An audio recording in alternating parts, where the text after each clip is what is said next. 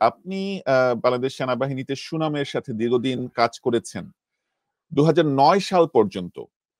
2009 এর পরে আপনাকে বরখাস্ত করা হয়, যেটা অনেক বেশি কন্ট্রোভার্সিয়াল। আপনাকে কোনো রিজন দেখানো হয়নি কেন বরখাস্ত করা হয়েছে। আপনাকে পেনশন সহ যাবতীয় সুযোগ সুবিধা থেকে বঞ্চিত করা হয় এবং আপনাকে, আমি যতটুকু জানি, ক্যান্টনমেন্টে অবাঞ্ছিত ঘোষণা করা হয় যে আপনি ক্যান্টনমেন্টে যেতে পারতেন না, সিএমএইচ চিকিৎসা গ্রহণ করতে পারতেন না, সব ধরনের ফ্যাসিলিটি থেকে আপনাকে বঞ্চিত করা হয়েছে। আপনি আবার গুমও হয়ে গেছেন 2016 সালে। একটি আমরা জানি নিকৃষ্টতম অপরাধের মধ্যে গুম হওয়া। অনেকে বলেন যে এটা হত্যার চেয়েও বড় অপরাধ, কারণ ফ্যামিলি মেম্বারদেরকে 24 ঘন্টা কোনো মেন্টাল পিসে না দেয়া যে আমার মানুষটা কোথায় আছে এখন। আপনি গুম হয়ে গেছেন 2016 সালে। আপনি গুম অবস্থা থেকে মুক্তি পেয়েছেন 2024 এসে অগাস্ট বিপ্লবের পরে। আমি যেটি আপনার কাছে জানতে চাই, যখন আপনি আর্মিতে ছিলেন তখন তো আপনি আর্মির ডিউটি করছেন। আপনি আর্মি থেকে যখন বরখাস্ত হলেন এবং যখন গুম হলেন, এর মাঝের যেই 6টি বা 7টি বছর ছিল 2009 থেকে 2016, আপনি আসলে কি নিয়ে ব্যস্ত ছিলেন, কি করছিলেন তখন? জি, ধন্যবাদ। অত্যন্ত সুন্দর প্রশ্ন করেছেন। আমি সেনাবাহিনীতে আপনি জানেন নিশ্চয়ই, সেনাবাহিনীতে আমাদের তো বিভিন্ন যে শিক্ষা প্রতিষ্ঠান থাকে, ওগুলোতে কোনো স্থায়ী প্রশিক্ষক থাকে না, ইন্সট্রাক্টর থাকে না। আমাদের যারা বিভিন্ন ট্রেনিং এ ফার্স্ট সেকেন্ড হয়, তাদেরকে পরবর্তীতে ওখানে পোস্টিং করা হয়। জি। তো আমি মেজর লেফটেন্যান্ট কর্নেল 3 র্যাঙ্কেই সেনাবাহিনীতে প্রশিক্ষক ছিলাম। আমার বাংলাদেশ সেনাবাহিনী বর্তমান সেনাপ্রধান সহ প্রায় 500-600 অফিসার আমার ছাত্র। তো যারা এই ধরনের কাজ করে তাদেরকে সাধারণত ওই ক্যান্টনমেন্ট পাবলিক স্কুল, কলেজ এগুলো পরিচালনা পর্ষদের সাথেও জড়িত করে। যারা জেনারেলরা যারা আছেন তারা এই সমস্ত অফিসারদেরকে পিক করেন, তারা যেহেতু নিজেরা ভালো প্রশিক্ষক, সুতরাং তারা ওখানেও কাজ করতে পারবে। আর আমার তো আপনি জানেন বোধহয়, আমার বাবার দাদা তুনার 2 জন শিক্ষক ছিলেন। It is in my blood. তো যাই হোক, আলহামদুলিল্লাহ আমি শিক্ষকতা খুব ভালো করেছি। তো এই জন্য 2000 সাল থেকেই মেজর অবস্থায়, যখন আওয়ামী লীগ আমাকে মেজর থেকে লেফটেন্যান্ট কর্নেল পদোন্নতি বঞ্চিত করে রেখেছিল 1996 থেকে 2001 পর্যন্ত, তখন মেজর থেকে লেফটেন্যান্ট কর্নেল পদোন্নতি তারা আটকে রেখেছিল। ওই সময় আমাকে প্রথমে 2000 সালের প্রথম দিকে আমাকে একটা ক্যান্টনমেন্ট পাবলিক স্কুল এন্ড কলেজের সেক্রেটারি করা হলো। এবং তখন থেকে নিয়ে আমাকে বরখাস্ত পর্যন্ত এই 9 বছর আমি একটানা বিভিন্ন স্কুলে মোট 8টা এরকম শিক্ষা প্রতিষ্ঠানের সাথে জড়িত ছিলাম, যার 5টাতে আমি চেয়ারম্যান হিসেবে দায়িত্ব পালন করেছি। তো আমরা বলি শিক্ষাই জাতির মেরুদণ্ড, কিন্তু আমি দেখেছি আমাদের মেরুদণ্ড খুব দুর্বল, এবং এই মানুষ গড়ার কারিগর যারা, তারাও খুব দুর্বল। আমি 8টা প্রতিষ্ঠানেই আমি আমার সম্পূর্ণ একদম নিবেদিত প্রাণ হিসাবে আমি ওই প্রতিষ্ঠানগুলো উন্নতির জন্য কাজ করেছি, এবং শিক্ষকদেরকে আমি নিজে নিয়মিত ক্লাস নিয়েছি বিভিন্ন বিষয়ে। তাদের শিক্ষাদান পদ্ধতি কিভাবে করতে হবে, কিভাবে তাদেরকে হ্যান্ডেল করতে হবে, তারপরে যারা ইংরেজি শিক্ষক তাদের ইংরেজির মান উন্নত করার জন্য, তাদের বিভিন্ন বিষয়ে তাদের নলেজ বেস বানানোর, ক্যাপাসিটি বিল্ডিং এর জন্য আমি কাজ করেছি।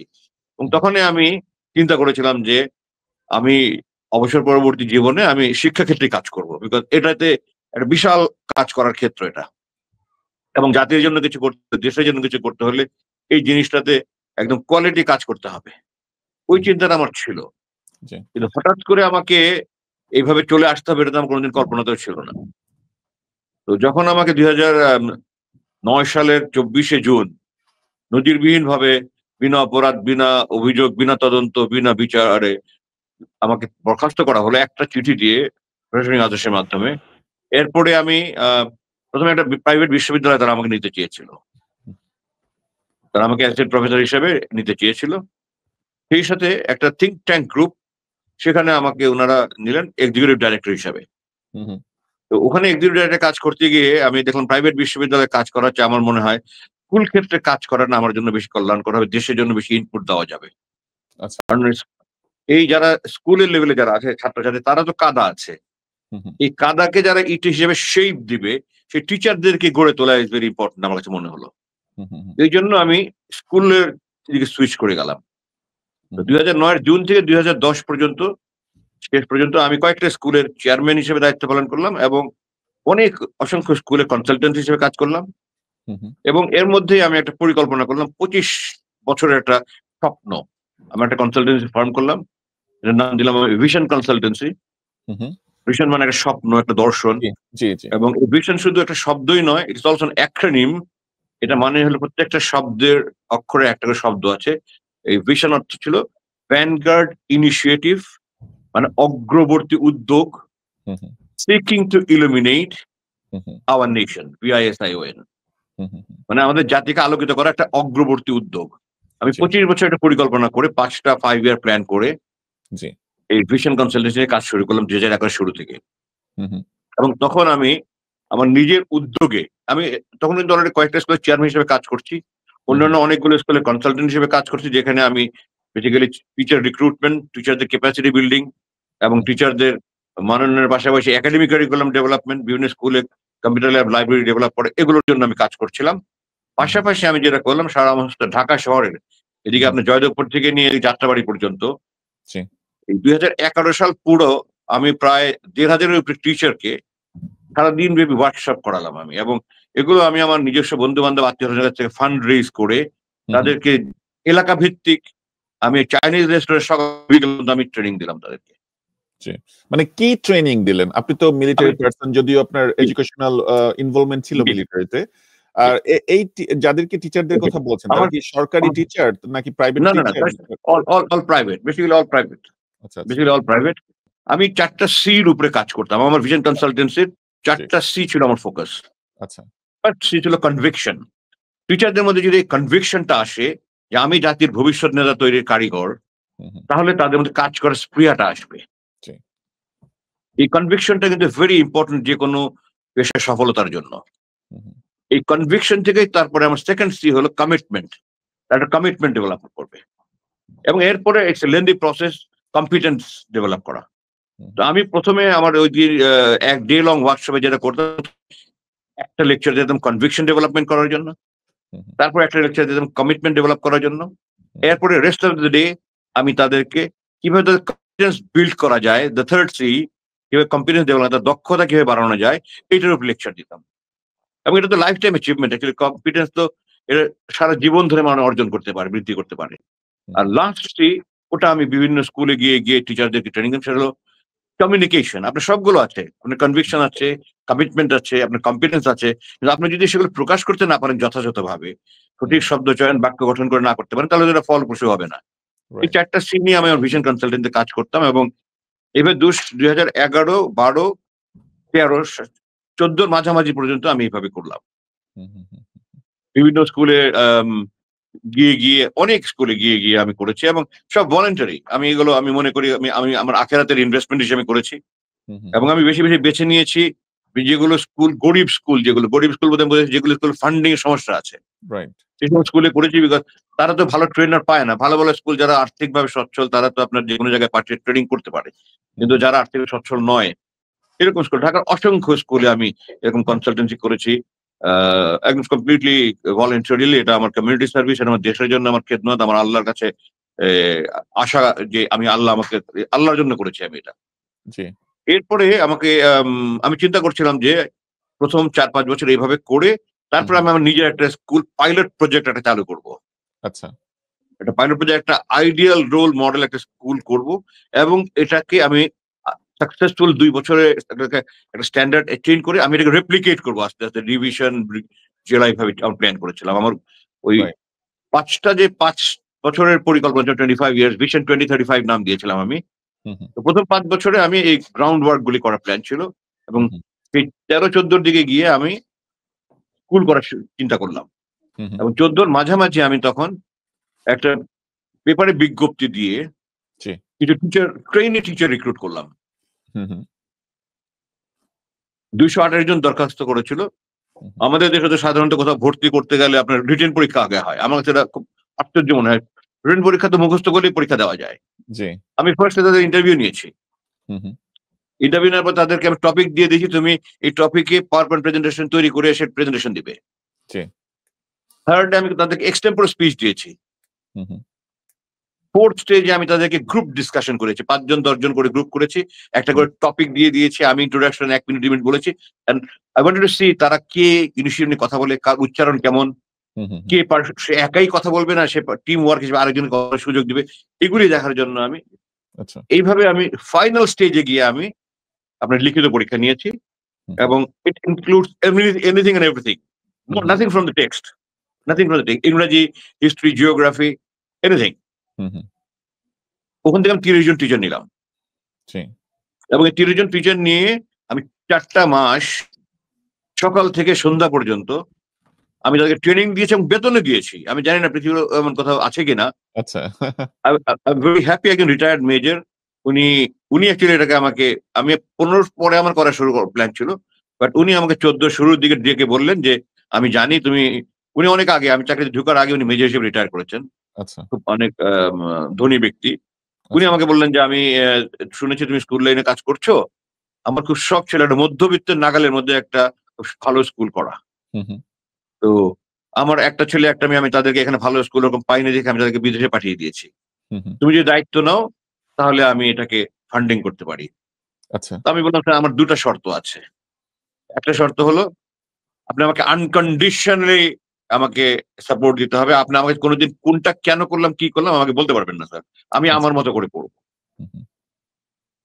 আর 2 নম্বর, আমি ন্যাশনাল কারিকুলাম ইংলিশ ভার্সন করবো, not English medium. Because I want আমার স্টুডেন্টরা, আমার ছাত্ররা, আমার দেশের ছেলেরা আমার দেশের জিওগ্রাফি, আমার দেশের হিস্ট্রি, আমার দেশের কালচার এগুলি শিখুক, নট অস্ট্রেলিয়ান মিনারেলস অ্যান্ড ইংল্যান্ডের জিওগ্রাফি অর আমেরিকান হিস্ট্রি। তো এই উদ্দেশ্য নিয়ে উনি আমাকে আনকন্ডিশনালি সাপোর্ট দিলেন। ওনার মিরপুরে ওনার একটা গার্মেন্ট ফ্যাক্টরি ছিল যেটা ক্লোজ হয়ে গেছিল, 8 তলা বিল্ডিং ছিল। উনি আমাকে বললেন এই বিল্ডিং তোমার। উনি আমাকে 1 কোটি টাকা দিলেন, এবং আমি এই 30 জনকে ডিসেম্বর পর্যন্ত একটানা সকাল থেকে বিকেল পর্যন্ত ট্রেনিং দিলাম। And I taught them anything and everything. আচ্ছা, এবং তারা সবাই এখন যে যেখানে আছে ফ্যান্টাস্টিক করছে।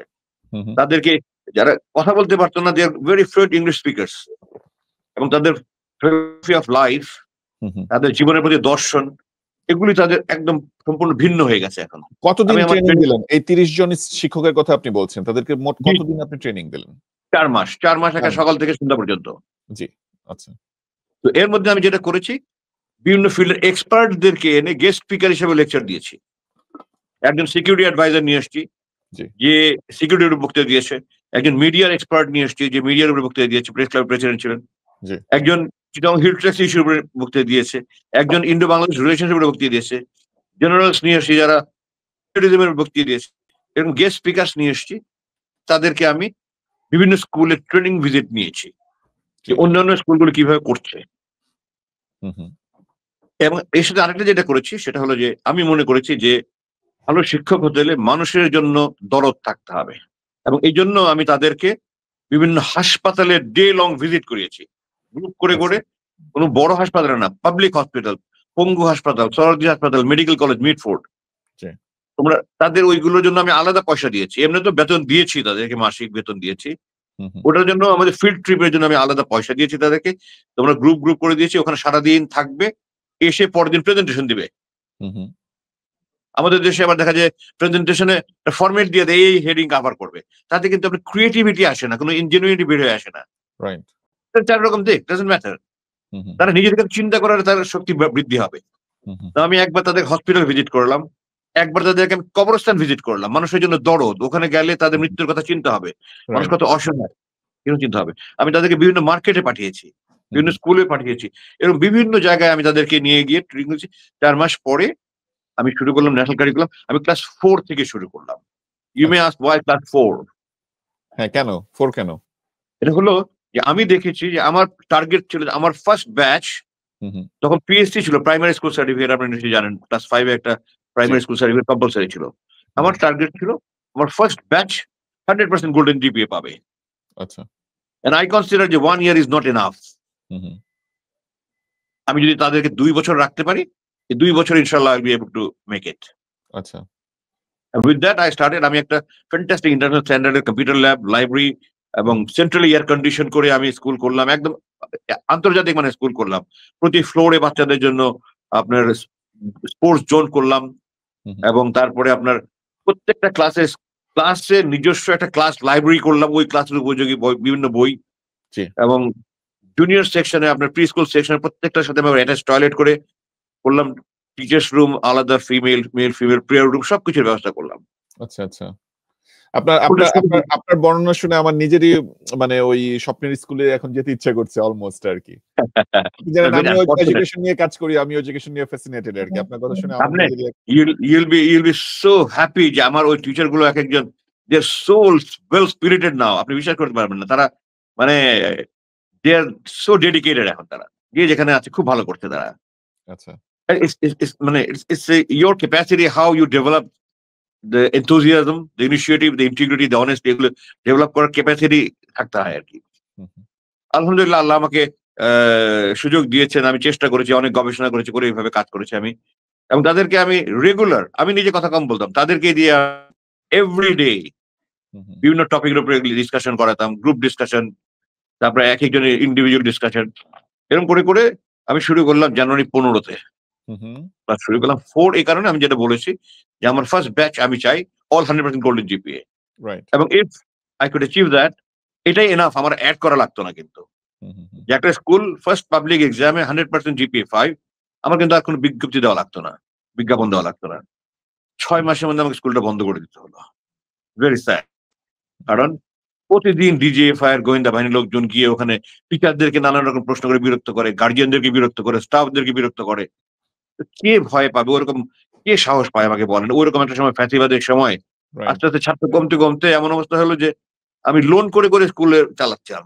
শেষ পর্যন্ত 6 মাস পরে বন্ধ করে দিতে বাধ্য হলাম। এমন কি হয়েছে যে স্টুডেন্টরা ভর্তি হয়েছে, পরে ওদের প্যারেন্টসরা এই পুলিশের ডিজিএফ এর কোয়েশ্চেনিং, থ্রেটেনিং এগুলোর কারণে লিভ করে যাচ্ছে, এরকম হয়েছে? কোনো থ্রেটেন করেনি, তারা সবসময় খালি দেবে টু পোক যে উনি কি বলে, কি করে, উনি সারাদিনে কি করে, কি পড়ায়, আপনার ক্লাসে কি পড়ান। এগুলো তো মানে তারা তো আতঙ্কিত হয়ে গেল। আতঙ্কিত আসতে স্টুডেন্ট কমতে থাকলো, গার্জিয়ান চলে গেল, টিচার চলে গেল, স্টাফ চলে গেল।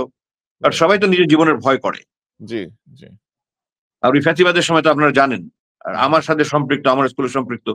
আলটিমেটলি আমার স্কুলটা 6 মাস পর বন্ধ করে দিতে হলো। আমার খুব কষ্ট একটা। টাকার কাছে এটা বড় ফ্যাক্টর না। এবং আমার ওই যে পার্টনার যিনি আমার ছিলেন, আমরা কো চেয়ারম্যান ছিলাম। উনি এটা নিয়ে উনার কোনো আক্ষেপ নাই। উনি খুব সন্তুষ্ট ছিলেন। আমাকে একদিন একটা কথাও জিজ্ঞাসা করেননি উনি। আল্লাহ ওনাকে বেশ নসিব করে উনি ইন্তেকাল করেছেন। আমি মুক্তির পরে দেখলাম। এরপরে তো 2016 তে আমাকে নিয়ে চলে গেল। তো আমার স্বপ্ন শেষ হয়ে গেল।